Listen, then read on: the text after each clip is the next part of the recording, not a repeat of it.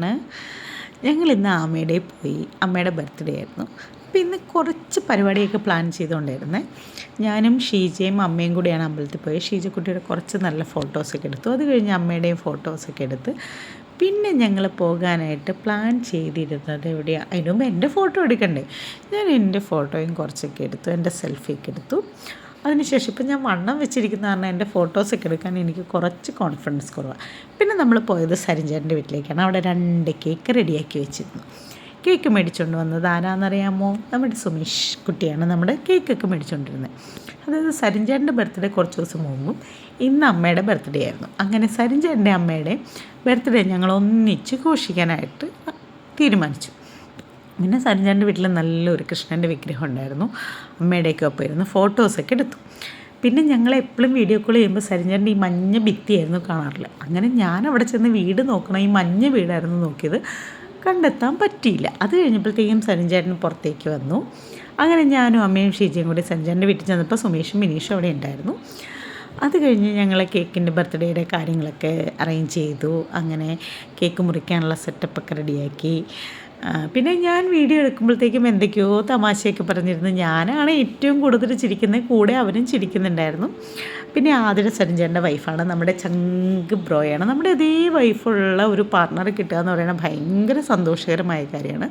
ആതിര അതുപോലെ തന്നെ നമ്മൾ ഫ്രണ്ട്സിൻ്റെ വൈബ് എന്താണോ അത് തന്നെയാണ് ആയത്. ആ വീട്ടിൽ എനിക്ക് ഏറ്റവും അട്രാക്റ്റ് ചെയ്തത് നമ്മുടെ കൃഷ്ണൻ്റെ വിഗ്രഹം, പിന്നെ ഈ കഥകളിയുടെ ഒരു രൂപമൊക്കെ ഭയങ്കര നല്ലതായിട്ട് സെറ്റ് ചെയ്ത് വെച്ചിട്ടുണ്ടായിരുന്നു വീടൊക്കെ. അങ്ങനെ ഞങ്ങൾ കേക്ക് മുറിക്കാനുള്ള കാര്യങ്ങളൊക്കെ പറഞ്ഞു. പിന്നെ സുമേഷിനെയും ബിനീഷിനെയും ഷീജനെയൊക്കെ കളിയാക്കുക, എല്ലാവരെയും കളിയാക്കുക എന്ന് പറയുന്നത് എൻ്റെ ഒരു ഹോബിയാണല്ലോ.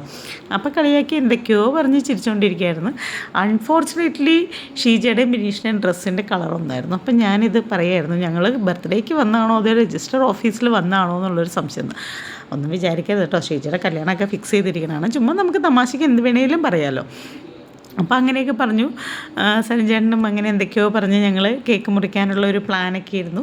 ഇതിനിടയ്ക്ക് ഞങ്ങൾക്ക് ഫുഡൊക്കെ തന്നായിരുന്നു കേട്ടോ. ഫുഡിൽ എനിക്ക് വെറൈറ്റി ആയിട്ട് തോന്നുന്നു സാമ്പാറിന് ബീട്രൂട്ട് ഇട്ട്.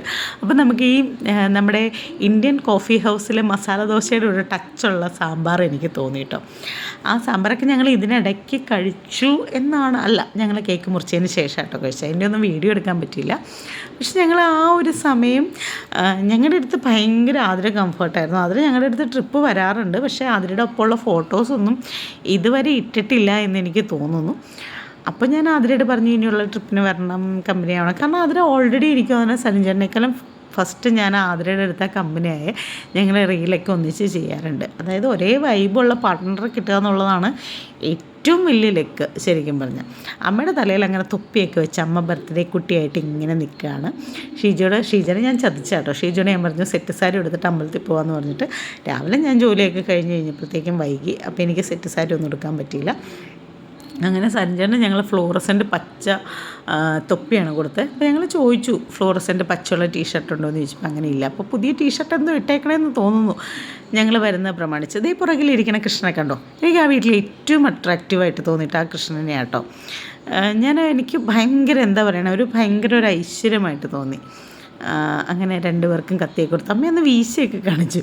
അമ്മയുടെ തനിഗുണം കാണിച്ചതെന്ന് തോന്നുന്നു. അങ്ങനെ ഞങ്ങൾ 2 കേക്കിലും എന്താണ് അതിന് പറയുന്നത്, ചന്ദനത്തിരിയല്ലോ മെഴുകുതിരി. എനിക്ക് എപ്പോഴും ഈ ചന്ദനത്തിരിയും മെഴുകുതിരിയും മാറിപ്പോട്ടോ. അങ്ങനെ അതൊക്കെ കത്തിച്ച് വെച്ച് പിന്നെ എന്താ അങ്ങനെ ഹാപ്പി ബർത്ത്ഡേ പാട്ട് പാടാനായിട്ട് തുടങ്ങി. പാട്ട് പാടാനൊന്നും ആരും ഇല്ലെന്നേ, ഞാൻ വേണം പാട്ടൊക്കെ പാടാനായിട്ട്. അപ്പം ഞാൻ വീണ്ടും പാട്ടൊക്കെ പാടി. അങ്ങനെ ഭയങ്കര ഹാപ്പി ആയിട്ട് അവർ വർത്താനമൊക്കെ പറഞ്ഞ് 2 പേരും കൂടി ഒപ്പാട്ടോ കേക്ക് മുറിച്ചേ. അങ്ങനെ ഇനിയിപ്പോൾ അവർ ഇതൊക്കെ ഊതി കേക്ക് മുറിച്ചു. കേക്ക് മുറിച്ച് കഴിഞ്ഞപ്പോഴത്തേക്കും ഭയങ്കര ഒരു സന്തോഷം തോന്നി. കാരണം എൻ്റെ ലൈഫിൽ ഞാൻ ഏറ്റവും ഹാപ്പി ആവുന്നൊരു മൊമെൻ്റാണ്. കാരണം എൻ്റെ ചെറുപ്പത്തിലും എൻ്റെ ഒരു ഏജ് വരെ എനിക്ക് ആരെങ്കിലും ബർത്ത്ഡേക്ക് എന്നെ കേക്ക് മുറിപ്പിക്കണമെന്ന് ഭയങ്കര ആഗ്രഹമായിരുന്നു. എനിക്ക് തോന്നുന്നത് ഞാൻ വലുതായതിന് ശേഷം എൻ്റെ ഫസ്റ്റ് ബർത്ത്ഡേ കഴിഞ്ഞൊരു 2-3 വർഷം മുമ്പ് എൻ്റെ ഫ്രണ്ട്സ് എൻ്റെ കടയിൽ വന്ന് എന്നെ കേക്ക് മുറിപ്പിച്ചു. എനിക്ക് തോന്നുന്നത് എൻ്റെ ലൈഫിൽ ഫസ്റ്റ് കേക്ക് കട്ടിങ് അവിടെയാണ്. അതിന് മുമ്പ് കല്യാണത്തിനൊക്കെ കേക്ക് കട്ട് ചെയ്തിട്ടുണ്ടെന്ന് തോന്നുന്നു കേട്ടോ. ഇതമ്മ എനിക്ക് കേക്ക് കൊണ്ടുവരണം കേട്ടോ. അപ്പോൾ എനിക്ക് കേക്ക് കൊണ്ടുവന്നു. അപ്പം ഞാൻ എൻ്റെ കയ്യിലുള്ള വീഡിയോ ഒക്കെ ബിനീഷിൻ്റെ കൊടുത്തിട്ട് ഞാൻ അമ്മയ്ക്ക് ആദ്യമേ കേക്ക് കൊടുത്തു. അപ്പം ഞാൻ കുറച്ച് കേക്ക് മേടിച്ച് ഞാൻ കഴിച്ചു.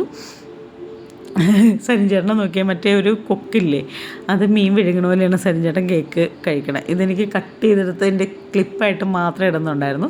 സരിഞ്ചേട്ടൻ്റെ വൈഫ് കൊടുക്കുന്നതിന് മുമ്പ് ഞാൻ കൊടുത്തു. ഞാൻ വൈഫിനോട് പറഞ്ഞു, ഇതിൻ്റെ പേരിൽ കുടുംബകലകം ഉണ്ടാക്കരുത്, ഞാൻ ആദ്യം കൊടുക്കുക കേട്ടോ എന്ന് പറഞ്ഞു.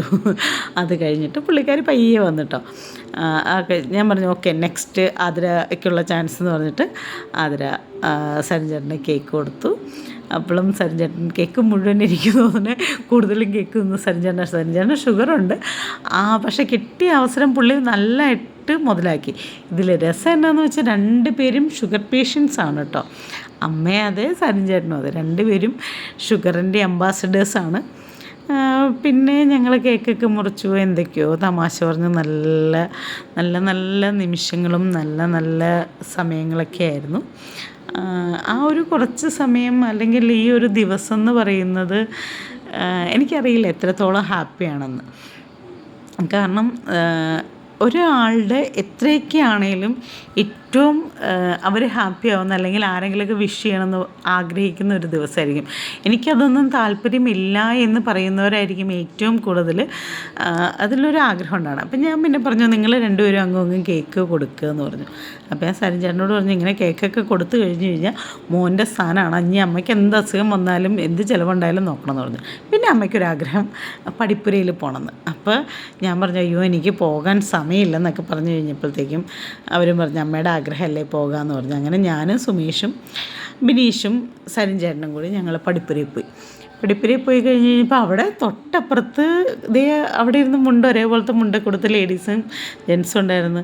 അവിടെ ഇരുന്ന് അവർ പാട്ടൊക്കെ പാടി. അപ്പോൾ എനിക്ക് ഭയങ്കര സന്തോഷം തോന്നി കേട്ടോ. കാരണം നമ്മുടെ ടീം എല്ലാവരും ഉണ്ടായിരുന്നെങ്കിൽ നമുക്ക് പാട്ട് പാടായിരുന്നു. പിന്നെ ഞാൻ ഇച്ചിരി കള്ള് കുടിച്ച് നോക്കി, പക്ഷെ നല്ല മധുരം ഉണ്ടായിരുന്നു. എൻ്റെ എക്സ്പ്രഷൻ ഇതാണെങ്കിലും നല്ല മധുരമുള്ള. അങ്ങനെ മുല്ലപ്പന്തലിൽ ചെന്ന് കള്ളൊക്കെ മേടിച്ചു. അമ്മ ഇതൊക്കെ പറയുന്നേ ഉള്ളൂ, അമ്മ കഴിക്കണമൊക്കെ കണക്കാട്ടോ. അങ്ങനെ ഞങ്ങൾ അതിനകത്തുനിന്ന് അരിച്ച് തെങ്ങിൻ കള്ളായിരുന്നു, പക്ഷെ നല്ല ടേസ്റ്റ് ഉണ്ടായിരുന്നു കേട്ടോ. ഞാനും കുറച്ച് കഴിച്ചു നോക്കിയായിരുന്നു. ഞാൻ ഒത്തിരി നാളായിട്ട് തെങ്ങിൻ കള്ളൊക്കെ കഴിച്ചിട്ട് ഒത്തിരി നാളായി. കാരണം എൻ്റെ ചെറുപ്പത്തിൽ ശശി എന്ന് പറഞ്ഞിട്ടൊരു അങ്കിളുണ്ടായിരുന്നു. ഞങ്ങളുടെ വീട്ടിൽ ചെത്തൊക്കെ ഉണ്ടായിരുന്നു. അപ്പോൾ ഈ ശശി അങ്കിൾ കൊണ്ടുതരുന്ന കള്ളാണ്. ഞാനൊരു 2.5-3 വയസ്സുള്ളപ്പോൾ തൊട്ട് ശശി അങ്കിൾ കള്ള് തരുമായിരുന്നു. അങ്ങനെ ആ സമയം തൊട്ട് ഞാൻ കള്ള് കുടിക്കായിരുന്നു. പിന്നെ അച്ഛൻ ഇടയ്ക്കിടയ്ക്ക് എന്നെ ഷാപ്പിൽ കൊണ്ടുപോകാറുണ്ട്, പരിപ്പൊടിയും കള്ളൊക്കെ മേടിച്ച് തരാറുണ്ട്. അപ്പോൾ എനിക്ക് ആ നൊസ്റ്റുമൊക്കെ പെട്ടെന്ന് വന്നു. ഞാൻ കുറച്ച് ഫോട്ടോസൊക്കെ എടുത്തു. പിന്നെ വീട്ടിലെ അമ്മയ്ക്ക് അമ്മയ്ക്ക് ഇഷ്ടപ്പെട്ട കറിയൊക്കെ കൂട്ടി ഊണ് കൊടുത്തു.